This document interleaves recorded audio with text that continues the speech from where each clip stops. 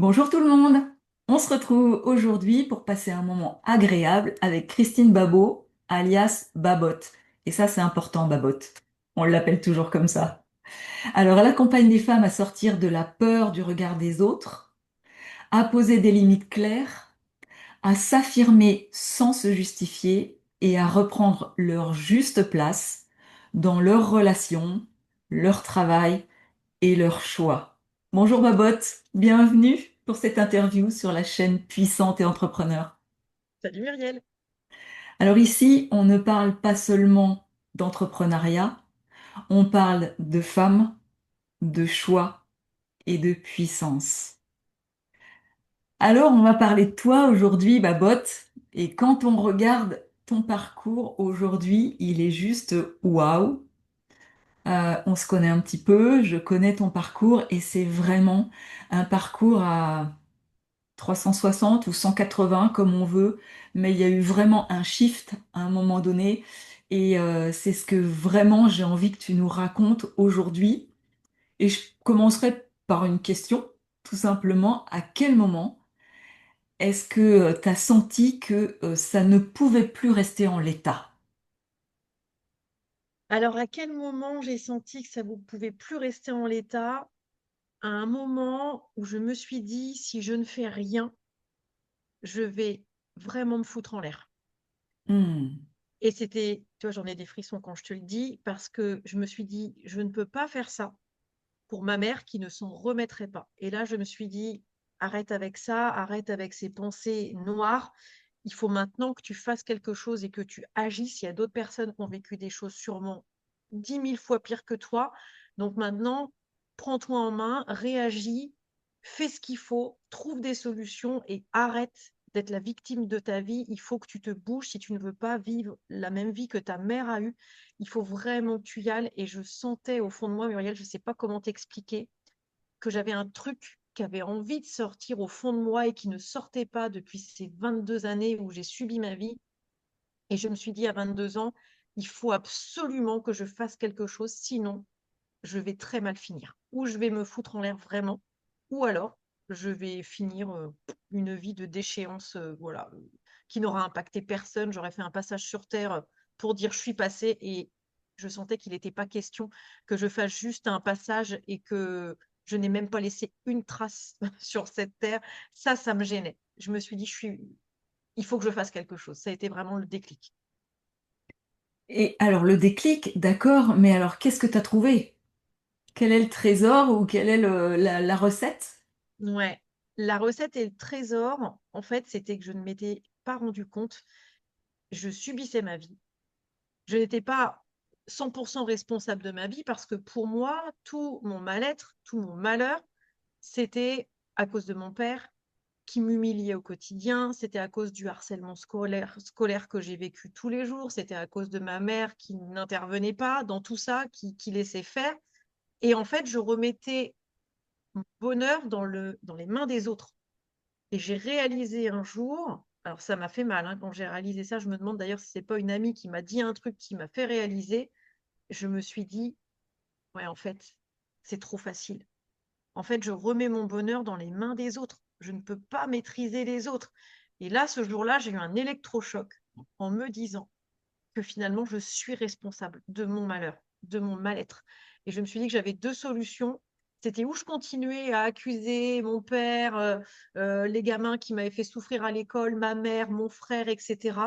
Et que j'aurais été malheureuse toute ma vie, où je décidais de prendre ma vie en main et de me dire, OK, t'as merdé, t'as raté des choses, mais maintenant, à partir d'aujourd'hui, tu décides de prendre tes responsabilités et d'arrêter d'accuser tout le monde et de te dire qu'est-ce qui a fait que t'as merdé. Il y a des lois pour être malheureuse, il y a des lois pour être heureuse. Je connaissais par cœur toutes les lois pour être malheureuse.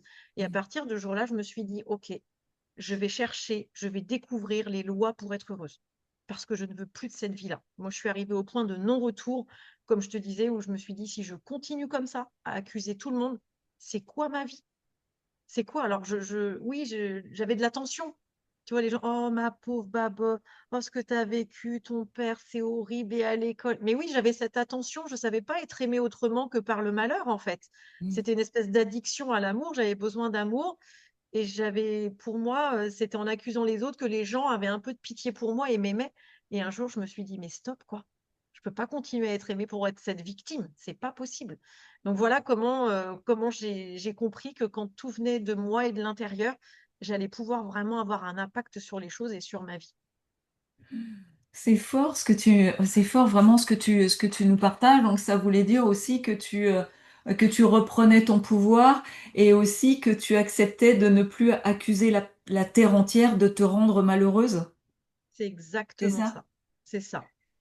Et puisque ça a été vraiment un shift important, hein, là on l'entend, alors tu vas nous le raconter un petit peu plus en détail, mais du coup, qu'est-ce que tu as dû quitter, alors intérieurement, extérieurement, pour avancer sur ce chemin? Si ce n'est d'arrêter d'accuser les autres, mais quelles ont été aussi euh, les autres choses que tu as dû laisser sur ce chemin? Ouais.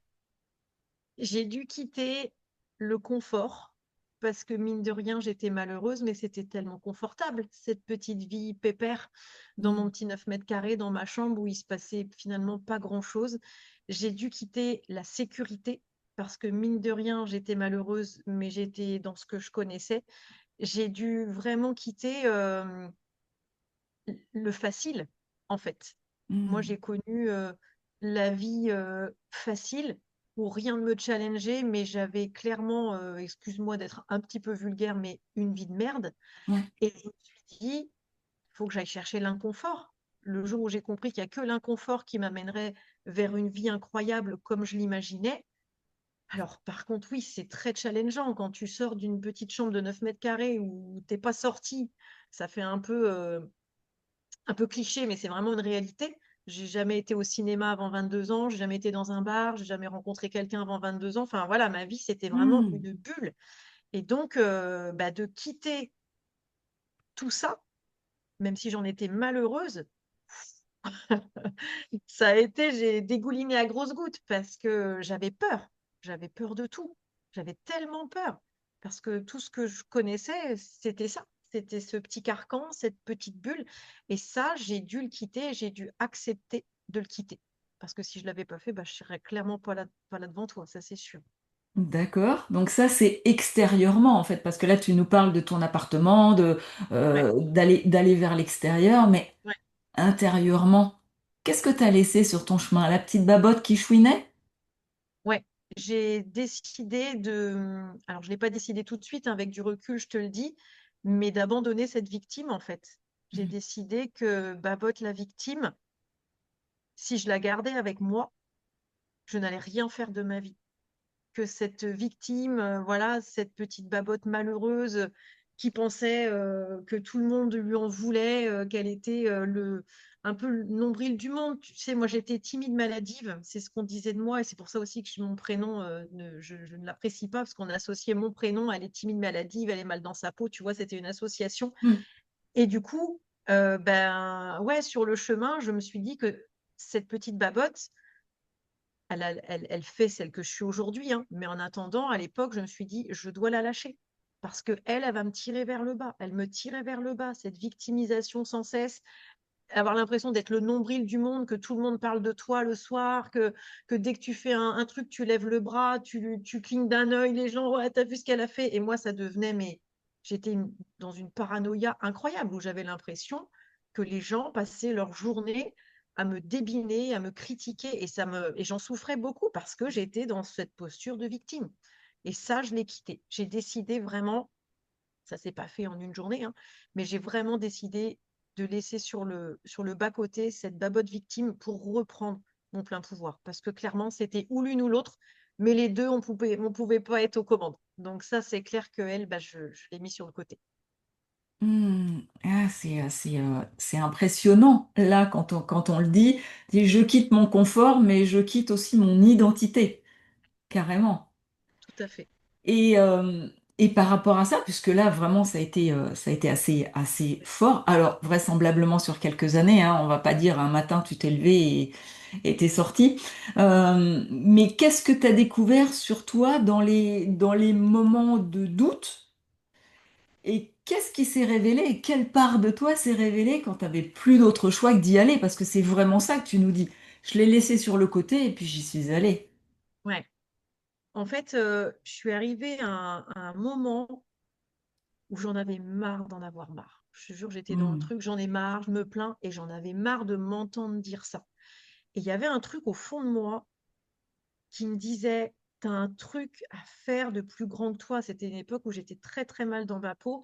Et je vais te raconter une petite anecdote. C'était que ma vie du quotidien, voilà, c'était vraiment il y avait rien qui m'excitait dans l'année, rien, à part un truc.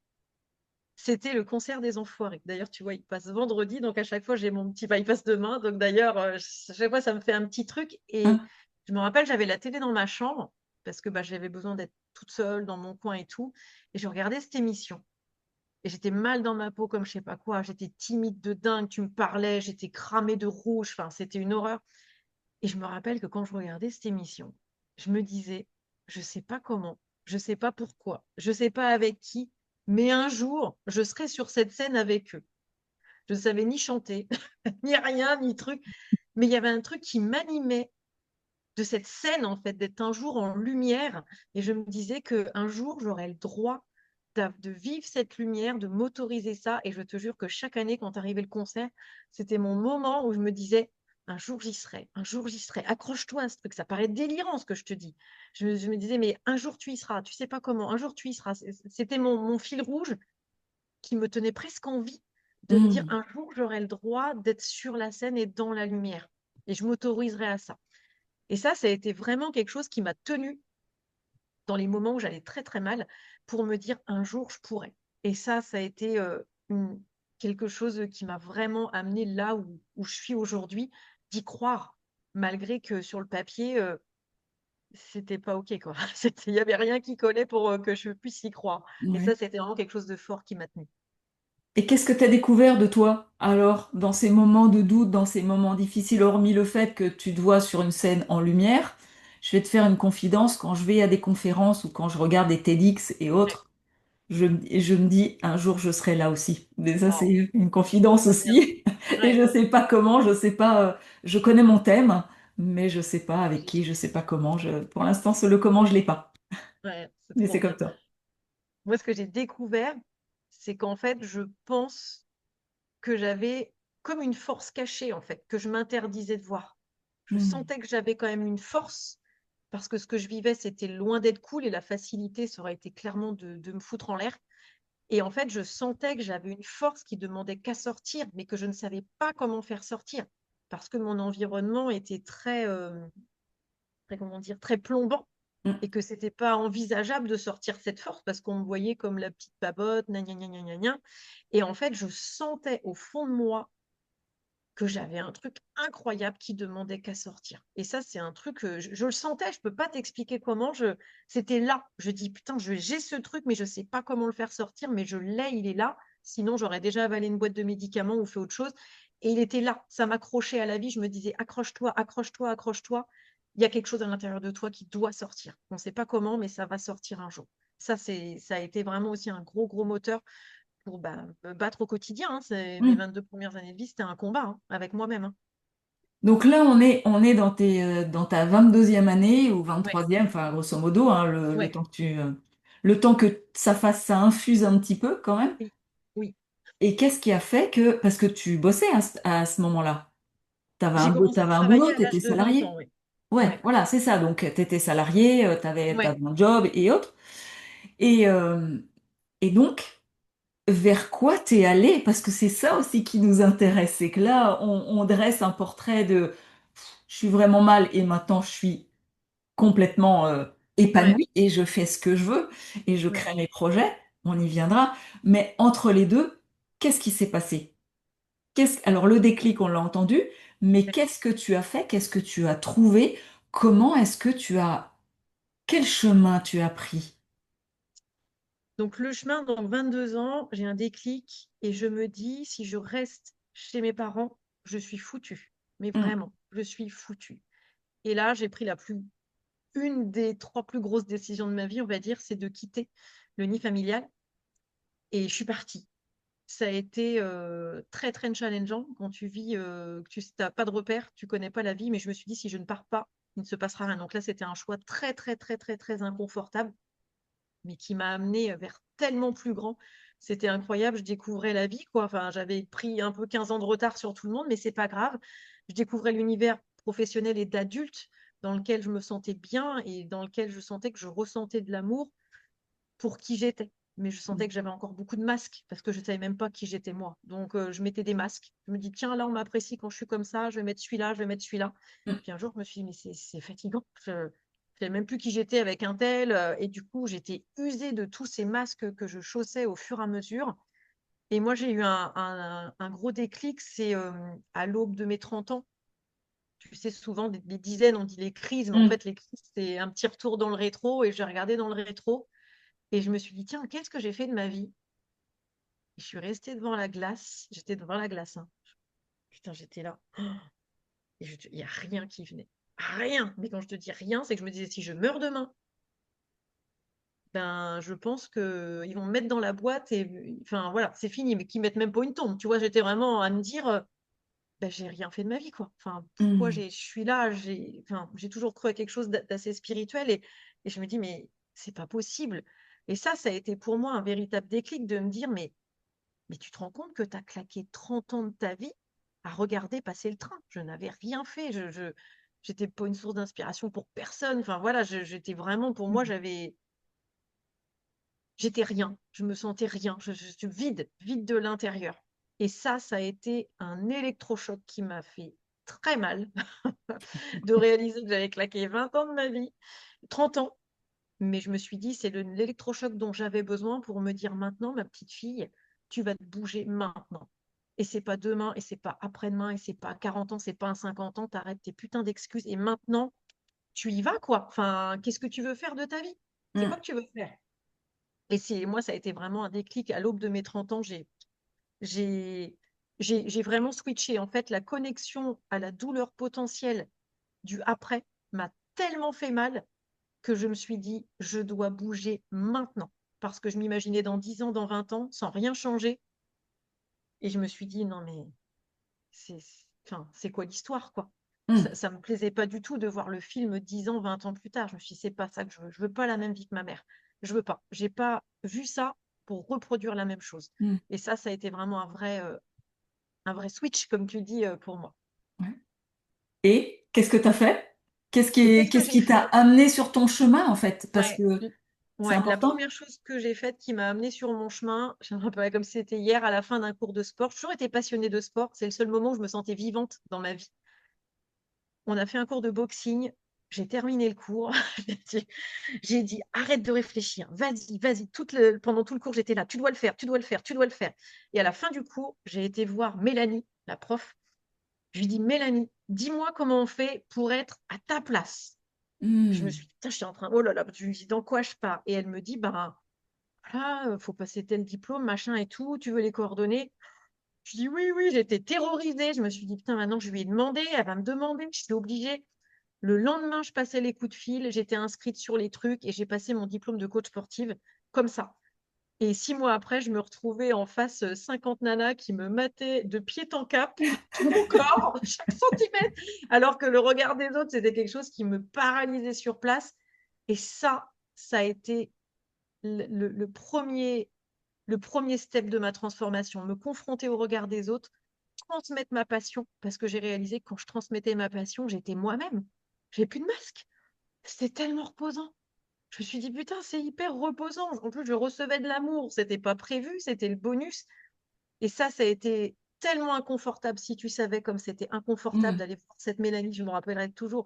Mais derrière, j'ai gagné tellement, tellement, tellement. Après, je me suis mise à faire du théâtre. Enfin, je me suis guérie par l'inconfort. Je me suis dit, je dois me mettre en face ma plus grande peur des autres, me mettre en face eux. Et plus j'aurai d'autres personnes, et mieux ce sera.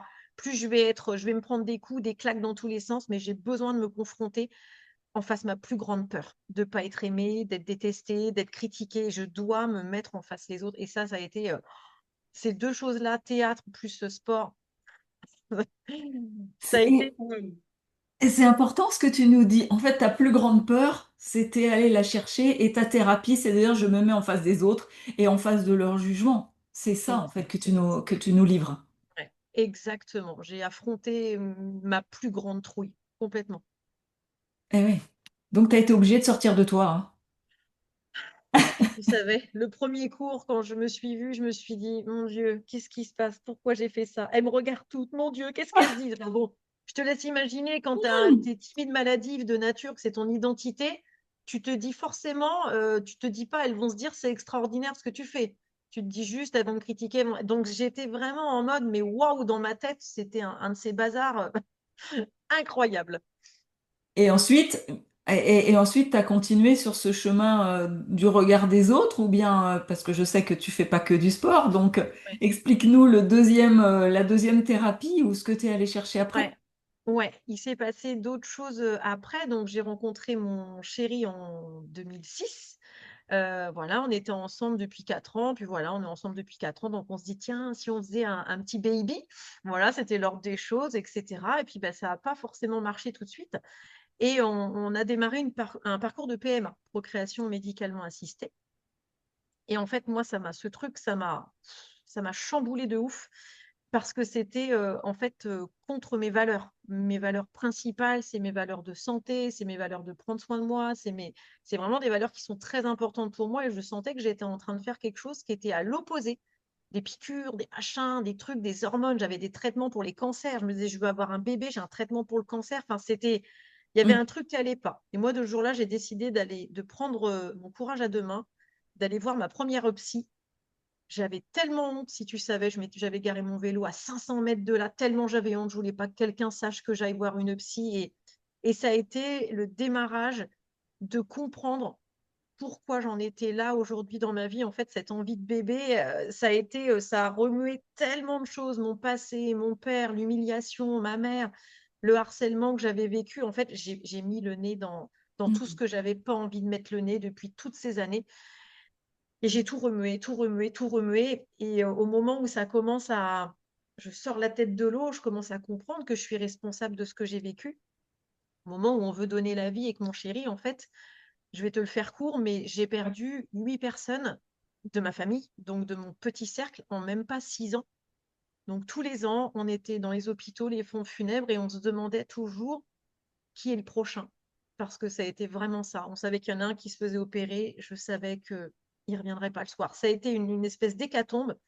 Et à chaque membre de ma famille qui partait, je commençais à m'effondrer en fait. J'avais peur pour le prochain, pour moi, je ne savais plus où j'en étais. Je me disais, mais c'est quoi? Qu'est-ce qui se passe quoi? C'est quoi cette Mm. malédiction? Et ma grand-mère, qui est décédée à 95 ans, a enterré ses 5 enfants, les uns après les autres. Et ça a été une épreuve tellement dure de l'accompagner, à lui dire, Mamie, ça va aller, mais mamie, elle perdait tous ses enfants les uns après les autres. C'est un cauchemar pour une maman. Et sauf que ma grand-mère, elle m'a laissé un merveilleux cadeau, c'est qu'en fait, elle m'a fait vraiment comprendre la valeur de la vie. Elle me disait, ma petite fille, t'es là, toi. Eux, ils sont pas là, t'es là. Et en fait, tous ces deuils, à un moment donné, je me suis dit, ou je m'écroule, ou je rebondis. Et j'étais quand même dans une dynamique plutôt comme ça, et là, je sentais que ça me récrasait derrière. Et en fait, j'ai décidé de rebondir, et j'ai décidé de faire de chaque jour le dernier jour de ma vie. J'ai Mm. décidé vraiment d'agir toujours maintenant, de prendre des décisions maintenant, d'agir maintenant. Je fais tout maintenant parce que je ne sais pas si j'aurai un demain comme eux qui sont plus là. Et ça a été un véritable électrochoc de me prendre en main, d'accélérer mon développement personnel. Alors là, je te dis pas, j'ai accéléré de ouf. Autant j'ai perdu 30 ans de ma vie, Mm. autant je pense que j'ai rattrapé 30 ans en même pas 5 ans où je me suis formée, j'ai vu des thérapeutes, j'ai fait des séminaires dans tous les sens. J'y suis allée à fond, à fond, à fond. Comme si je devais rattraper ces 30 ans de perdu. Et vraiment, j'ai accéléré de fou pour comprendre bah, qui j'étais vraiment au fond de moi, en fait. Et quand j'ai compris qui j'étais et que finalement j'étais une très jolie personne qu'aujourd'hui j'apprécie en toute humilité, hein, mais je me suis dit, mais attends, c'est bien beau ce que tu as découvert pour toi, mais maintenant tu vas être encore égoïste comme tu as été pendant 22 ans à penser qu'à ton nombril et tu vas continuer comme ça. Et là, je me suis dit, non, ce que j'ai découvert pour moi, je vais le livrer aux autres. Mm. Et ça a été un cadeau incroyable parce que je me suis dit, je vais entre guillemets, guérir d'autres petites babottes qui existent dans ce monde. Et pour moi, c'est devenu une mission viscérale. Je me lève Mm. le matin, Je me dis, il y a d'autres petites babottes qui ont vécu des choses, c'est d'autres petites femmes. Et je me dis, aujourd'hui, moi, j'ai fait ce job. J'ai pas envie que d'autres femmes perdent 30 ans de leur vie. La vie est trop courte et j'ai un rêve un peu dingue, c'est de rendre le monde meilleur. Donc je me dis, si tout le monde, si toutes les femmes que j'aide vont mieux, Ils participent, ouais. exactement. Et je me Mm, dis, bah, on veut tout un monde meilleur. C'est pas utopique quand tu demandes les gens qu'est-ce que vous voulez. Bah, on veut plus qu'il y ait de guerre, on voudrait que machin. On a tous ce même rêve de rendre mm. ce monde meilleur et d'impacter. Et moi, c'est ce qui fait qu'aujourd'hui, bah, j'ai envie de transmettre, j'ai envie de donner et j'ai envie de partager bah, tous les challenges que j'ai rencontrés et comment je les ai solutionnés sur un plateau. Voilà, pour qu'elles ne perdent pas 30 ans de leur vie comme j'ai perdu. Ouais, donc ça, c'est vraiment ton moteur et ton pourquoi. C'est Ouais, n'attendez pas, faites pas comme moi d'attendre 30 ans et ouais, arrêtez de vous regarder le nombril. ouais, c'est Et ça. c'est ce que tu partages maintenant en tant qu'entrepreneur. Oui, exactement. Ouais, c'est ça. Toujours dans le sport, Ah bah mais ça, ouais. toujours. Et aussi maintenant dans la transmission et dans l'accompagnement des femmes sur leur chemin. C'est bien ça? Ouais, exactement. Ouais, le sport, moi, ça fait partie de qui je suis. Et le sport m'a sauvé la vie, vraiment. Et du coup, ben, je transmets aussi bah, l'aspect 3C, corps, cœur, cerveau, que je transmets via le corps, via le cœur, via le cerveau. Et c'est vrai que j'ai à cœur de combiner tout ça parce que je me suis rendu compte, quand moi, je travaillais sur moi, qu'il manquait toujours quelque chose. Et un jour, je me suis dit, mais où est cette personne qui, qui a compris qu'on avait besoin d'un alignement, en fait? Et à chaque fois, on me disait, va voir un tel, va voir un tel. Mais je dis, mais il n'y a pas quelqu'un qui a compris qu'il fallait tout, en fait. Et c'est pour ça que j'ai gardé le sport, j'ai gardé le côté cœur, le côté, voilà, s'ouvrir, se connecter à la joie, à ses rêves, et puis le côté aussi purement mindset, confiance en soi, etc. Parce que c'est tellement important. S'il manque un des trois piliers, pour moi, bah, c'est comme un tabouret à deux pieds. Bah, tu Mm, vas te ratatiner. Et mm, donc, c'est mm. vrai que c'est pour ça que oui, j'ai le sport et j'ai aussi plein d'autres outils que j'ai utilisés pour moi, que j'utilise pour mes clientes et qui sont pour moi ce que j'aurais rêvé d'avoir il y a 25 ans en arrière pour gagner du temps, quoi. Et ouais, c'est ça. Et justement, c'est qu'est-ce que tu aurais aimé entendre plus tôt, maintenant que tu as ce recul, maintenant que tu as cette évolution, et maintenant que tu partages ce que tu as, toutes tes missions, Ouais, qu'est-ce que tu aurais aimé entendre ouais. plus tôt? J'adore ta question. J'adore parce que je me la suis jamais posée. Mais Ah, là, ouais, ce que j'aurais aimé entendre plus tôt, c'est qu'on me dise, quand j'étais au plus mal, qu'on me dise, qu'on me secoue un peu, je pense. Qu'on me dise, non mais babote, tu crois que tu es le nombril du monde? Franchement, tu crois pas que tout est dans tes mains plutôt que de foutre ça sur le dos des autres? Prends ta vie en main, bordel, j'aurais aimé qu'on me menace et qu'on me dise, mais vraiment, mais agis bon sang au lieu de critiquer tout le monde et de te plaindre. Tu perds combien d'énergie à te plaindre comme ça toute la journée, à te dire que ça va pas? Garde ton énergie pour toi, pour des choses que tu vas mettre en place et pour être 100% responsable de ton bonheur. J'aurais aimé vraiment qu'on me secoue et qu'on me mette en face que j'avais pas envie qu'on me mette. hmm. Parce que si quelqu'un m'avait dit ça quand j'avais moins de 20 ans, franchement, j'aurais gagné un temps fou. Alors ma vie serait sûrement différente d'aujourd'hui, mais j'aurais vraiment aimé avoir cette personne qui ait le courage de me dire ce que j'avais peur d'entendre. Vraiment. Est-ce que c'est pas un peu ce que tu fais maintenant? Alors, en y mettant les formes, on est d'accord, hein? Oui. Mais est-ce que c'est pas un peu la mission que tu t'es donnée Ben, maintenant, écoute, d'aller réveiller toutes ces ouais, femmes qui, ouais, c'est c'est ça, vrai. hein? C'est exactement ça. Toi, encore ce matin, j'étais en rendez-vous et j'ai dit à la personne, j'ai dit, écoute, prends une décision, peu importe, c'est oui, c'est non, mais est-ce que tu peux prendre une décision aujourd'hui? Elle m'a dit oui, je prendrai une décision. Et c'est vrai que tu as raison, c'est vraiment ce que je transmets aujourd'hui, c'est pas demain, les filles. Quand je leur dis, mais les filles, c'est pas demain, arrêtez de trouver des excuses, et oui, mais il y a les enfants et les études et machin, et j'ai pas de temps pour. Mais arrêtez! Enfin, et oui, je le transmets forcément un peu moins en mode, bon, bah, tu vois, Ouais. beaucoup de bienveillance, mais aussi avec une fermeté douce aussi, tu vois, parce que d'être trop dans le, ben, je comprends, tu sais, c'est difficile. Moi, c'est ce qu'on a fait avec moi. Je comprends, Babotte, c'est pas facile. Mais je me suis endormie. Je suis passée à côté de ma vie à cause de personnes qui étaient trop à me. Tu vois? Et au Mais final, oui, en effet. surtout, c'est de nourrir aussi, c'est de nourrir le misérabilisme, c'est de nourrir aussi ben, on te reconnaît comme une victime, reste là, tu vois, t'es au chaud, t'es pas C'est ça. bien, mais t'es quand même au chaud, puis tu connais, et C'est puis ça. tu vois, C'est c'est exactement ça, ça. hein. Ouais. Et qu'est-ce qui change, à travers tout ce que tu viens de nous partager, qu'est-ce qui change quand une femme s'autorise pleinement à être elle-même, dans ce qu'elle crée, dans ce qu'elle vit. Ouais. Et ben, pour reprendre les conversations que j'ai eues ce matin, la nana que j'ai eue, je lui ai posé exactement la même question. Alors, Ouais. je lui ai fait ce projet. Qu'est-ce qui changerait si tu Mm. t'autorisais? Et là, elle m'a répondu, elle avait les larmes aux yeux, elle m'a répondu tout. Et c'était tout qui voulait dire un tout, tu vois, c'était pas tout pour mettre un fourre-tout, c'était tout qui changerait. Elle me dit, ma vie de couple, elle serait harmonieuse, elle serait complètement différente, elle serait vraiment ensemble et non plus contre.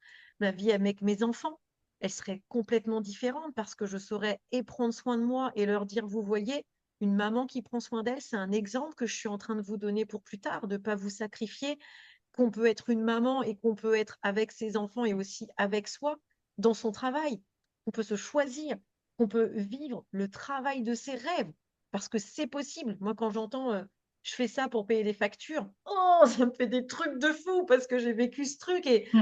et je me dis, être soi-même, vivre la vie pour soi, c'est pour moi un acte de générosité envers soi et envers les autres. Vraiment, c'est pas, pour moi, c'est pas être égoïste de dire, tiens, je m'occupe de moi, je me reconnecte à moi, je prends soin de moi. Pour moi, c'est un cadeau qu'on fait au monde en prenant du temps pour soi, pour travailler sur soi. Alors oui, c'est inconfortable, mais c'est important. Pour moi, c'est un vrai cadeau que chaque femme devrait se faire de façon naturelle, sans forcer, sans se dire oui, il faut que je le fasse. Non, pour moi, c'est un cadeau qu'on devrait toutes se faire, toutes.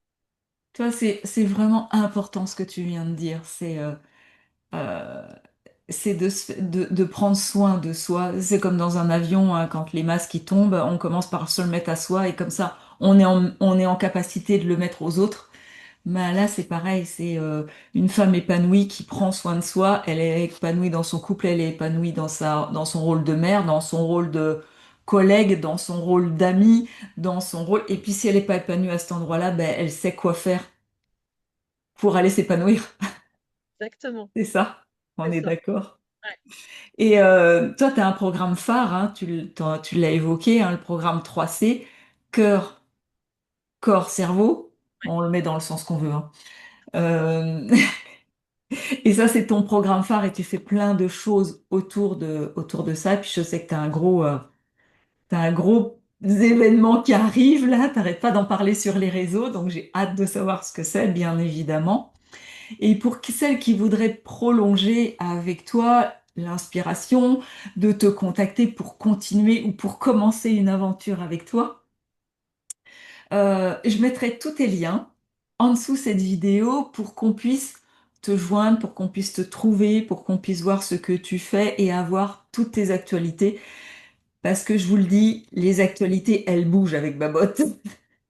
Il n'y a jamais rien qui est figé. Donc on y va. Donc je mettrai tout ça en dessous. Et puis j'ai ouvert une tradition aussi sur cette chaîne Puissante et Entrepreneur, c'est euh, pour continuer à pouvoir impacter, c'est est-ce que tu pourras me nommer, surtout pas ici, parce on garde le suspense pour les prochaines interviews, bah, trois entrepreneurs femmes que tu as dans ton cercle, ou bien cinq, ou bien 10, hein, Mm. que tu me donneras hors antenne pour que cette chaîne puisse continuer d'exister et pour que d'autres femmes entrepreneurs et puissantes puissent nous partager leur parcours. Et le mot de la fin arrive bientôt et je te le laisse. Si une femme se reconnaît dans ton parcours, qu'est-ce que tu aimerais lui dire aujourd'hui? J'aimerais lui dire, si tu me regardes, si tu as eu des frissons, si ça a fait écho, si tu t'es dit waouh, j'aurais pu dire ce qu'elle a dit, j'ai juste envie de te dire, tout est dans tes mains. Tout est dans tes mains, avec ou sans moi, peu importe, mais dis-toi vraiment que tout est dans tes mains et tu peux tout transformer, tout. Ok. Moi, j'aime bien ce que tu emploies aussi, c'est Babot, votre coach sérieuse et fun, fun et sérieux, je sais plus comment Sérieusement tu le dis. fun. Comment? Sérieusement fun. C'est ça, sérieusement fun. J'adore. Quand je vois ça passer sur les réseaux, je dis, ah bah, j'ai pas besoin de voir qui c'est toi. C'est ça, c'est le résumé. Hein. J'aime bien ricaner, mais à côté de ça, attention, c'est cadré et voilà, on ne part pas dans tous les sens non plus. On déconne pas avec tout non plus, hein. C'est ça, exactement. Alors ici, on donne de la visibilité à des femmes qui créent, transforment et impactent sans renier qui elles sont. Babot, un grand merci à toi d'avoir accepté de rentrer dans cette idée un petit peu folle, d'impacter le monde, en tous les cas les femmes, mais peut-être aussi une partie des hommes qui vont se dire respect pour ces femmes Ouais. qui sont puissantes et entrepreneurs. Est-ce que ça te va? Oui, et merci à toi, Muriel, pour ce que tu fais. Parce que je trouve que c'est aussi un projet qui va dans ce que tu vois, on est dans le même truc d'impacter le monde. Et merci à toi parce que je trouve que c'est vraiment de mettre en lumière voilà, des femmes avec des parcours différents et peut-être d'inspirer une personne qui nous regardera, on en disait hors antenne, ou deux, ou trois, ou quatre, ou des milliers, peu importe. Mais il suffit d'une qui fait écho au parcours que tu partages et c'est gagné, quoi. C'est génial. Donc bravo Et à toi. puis l'idée, c'est qu'on puisse se retrouver dans un an, dans 18 mois, et que tu nous partages les gros événements que tu as fait, parce que je sais qu'il y en a qui arrivent, et Exactement. que tu puisses nous les partager et Avec qu'on grand en plaisir. profite et qu'on profite de tes expériences. Avec grand plaisir, Muriel. Et puis, merci aux femmes qui auront pris le temps de nous écouter parce que c'est aussi un grand remerciement, voilà, de prendre ce temps-là pour elles.